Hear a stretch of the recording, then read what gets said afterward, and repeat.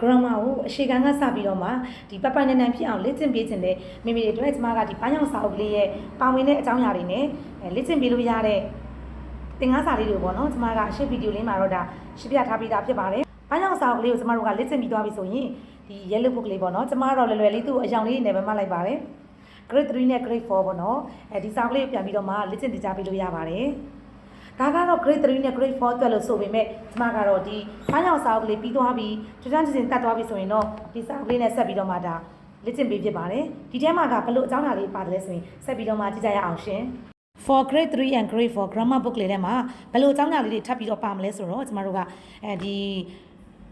grade 1နဲ့ grade 2စာအုပ်ထဲမှာကတော့ noun အကြောင်းကိုလေ့လာပြီးတဲ့အခါမှာဒီထဲမှာကျတော့ common noun နဲ့ proper noun တွေပါမယ်ပြီးတော့မှ noun အနည်းကနေအများပြောင်းတဲ့ဟာလေးတွေပါမယ်ပြီးတော့မှ demonstrative pronoun မှာကျတော့ကျမတို့က this is နဲ့ that is တွေမကတော့ဘဲနဲ့ဒီမှာက these are those are ဒီလိုလေးတွေပါမယ်ပြီးတော့မှ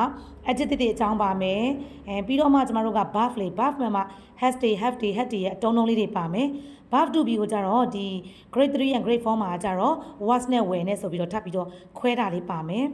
သူ့မှာတစ်ခုကကျတော့တခုရဲ့အားသာချက်ကဘာလဲဆိုရင်သူ့မှာက tense 3မျိုးအခြေခံပေါ့နော် present tense ရဲ့ past tense ရဲ့ future tense ရဲ့တကယ် main tense 3မျိုးရဲ့အခြေခံလေးတို့သူကစပြီးတော့မှထည့်ထားပြီးဖြစ်ပါတယ်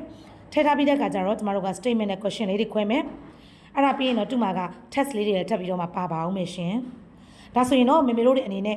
ဒီပန်းရောင် book လေးကို join ပြီးသွားပြီဆိုတဲ့အခါကျရင်ဒီ yellow book လေးကိုဆက်ပြီးတော့မှလေ့ကျင့်သွားပြလို့ရပါတယ်ဒါကတော့ grade 3နဲ့ grade 4ရောက်မှမဟုတ်ဘူးပေါ့နော်ကိုယ့်ရဲ့ကလေးလေးကဒီ grammar ပန်းရောင်စာအုပ်လေးကိုကျွမ်းကျင်တတ်သွားပြီဆိုတဲ့အခါကျရင်ဒီ yellow book လေးကိုဆက်ပြီးတော့မှလေ့ကျင့်သင်ကြားသွားပြလို့ရပါတယ်ရှင်